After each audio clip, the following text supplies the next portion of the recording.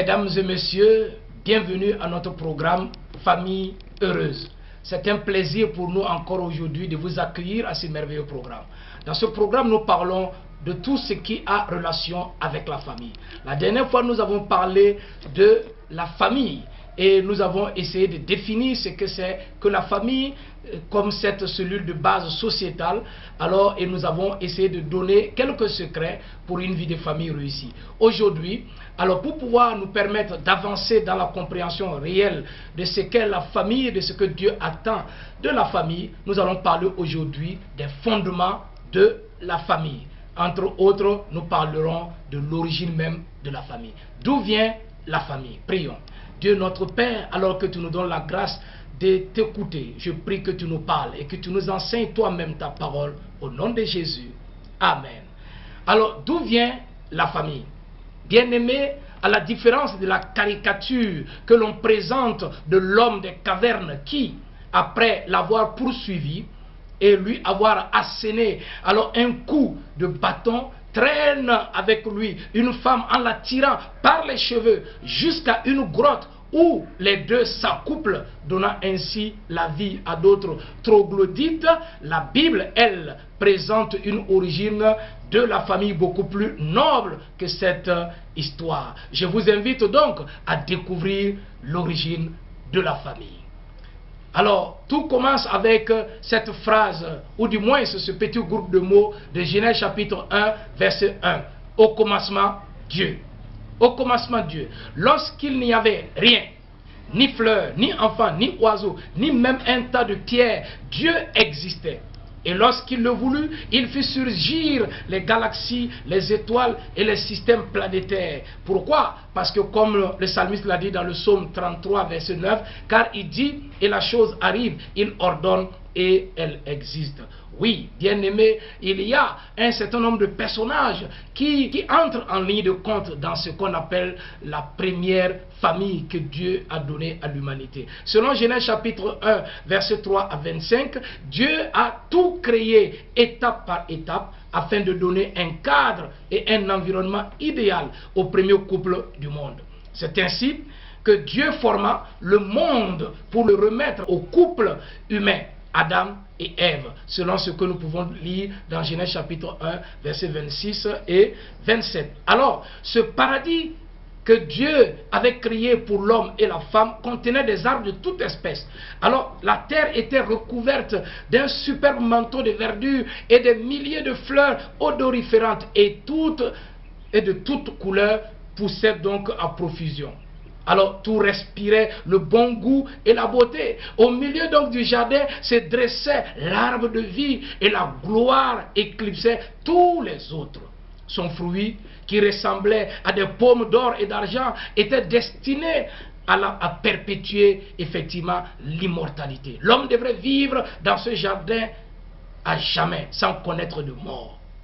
Et c'est dans ça que lorsque Dieu a placé l'homme, le premier homme, Adam, qui ne trouvait pas quelqu'un qui lui était semblable, parce qu'il a vu tous les animaux qui allaient par paire, et je dirais par couple, il n'a pas trouvé quelqu'un qui lui ressemblait. Adam a remarqué donc que chacun des animaux avait son semblable, alors que lui, il lui manquait quelque chose. Dieu comprit donc qu'il lui fallait un être comme lui, quelqu'un à aimer et avec qui converser. C'est ainsi que dans le jardin d'Éden, Dieu dit quelle était sa volonté pour la vie du couple. Et dans Genèse chapitre 2, verset 18, alors Dieu dit qu'il n'est pas bon que l'homme soit seul. Je lui ferai donc une aide semblable à lui. C'est ainsi que nous pouvons comprendre la signification réelle du mot aide. Le mot aide suppose la pensée de mise à proximité. Dieu voudrait un autre être semblable à Adam, mais qui n'est pas loin de lui, mais qui est plus proche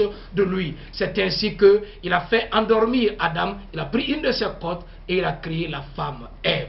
Alors, celui ou celle qui est proche est le premier. ou la première à intervenir de par la distance, la proximité. La proximité était donc pour le premier couple d'ordre physique, moral, psychique et aussi spirituel. C'était une proximité globale. Alors, la proximité physique prenait en compte la présence et le travail commun au même endroit où les deux pouvaient effectivement vivre. La proximité morale prenait en compte le fait d'avoir les mêmes objectifs. Donc Adam et Ève avaient les mêmes objectifs. C'est ainsi que dans notre vie de couple, monsieur et madame sont appelés à avoir les mêmes objectifs, à regarder dans la même direction, accomplir la volonté de Dieu ensemble. Alors la proximité ici psychique amenait donc Adam et Ève à s'aimer, en se soignant, en se prodiguant des soins l'un à l'autre, répondant ainsi aux besoins l'un de l'autre. Et enfin, quant à la proximité spirituelle, il s'agit ici de la communion mutuelle et que chacun des partenaires alors entretenait avec le Créateur Dieu et au même niveau. Ça c'est important, la notion spirituelle au sein de la vie de couple.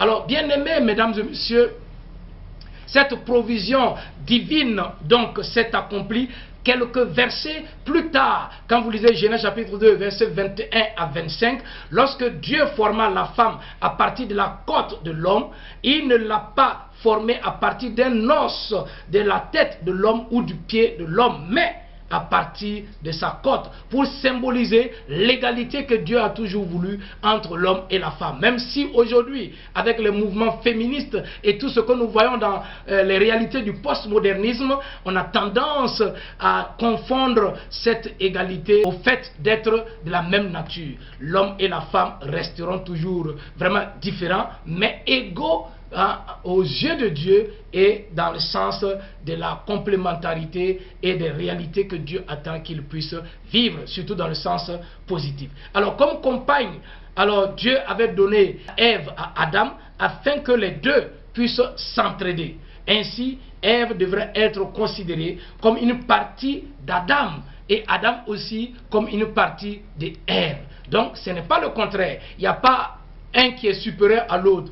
Ils sont tous complémentaires. Et dans la vie du foyer, si on ne comprend pas cette notion de complémentarité, alors on va avoir des problèmes. C'est là où on va voir que dans la famille, monsieur comme madame, tous portent le pantalon. Et quand c'est ainsi, ça devient compliqué. Alors Dieu a fait donc de Adam et Ève, après les avoir créés, après les avoir formés en couple, il a fait d'eux les maîtres de toute la création dans laquelle il les avait placés et il voudrait qu'ils soient les gérants de cette création. C'est pourquoi, quand vous lisez dans Genèse chapitre 1, verset 28, vous allez voir la responsabilité que Dieu a donnée à l'homme et à la femme de dominer sur la terre et sur tout ce qui se meut sur la terre. Alors, mes amis, bien-aimés, mesdames et messieurs, croire et multiplier jusqu'à remplir la terre selon l'ordre que Dieu avait donné à Adam et Ève était une de leurs responsabilités. Alors, donc être les maîtres et en même temps jouir d'une parfaite harmonie dans leur relation conjugale,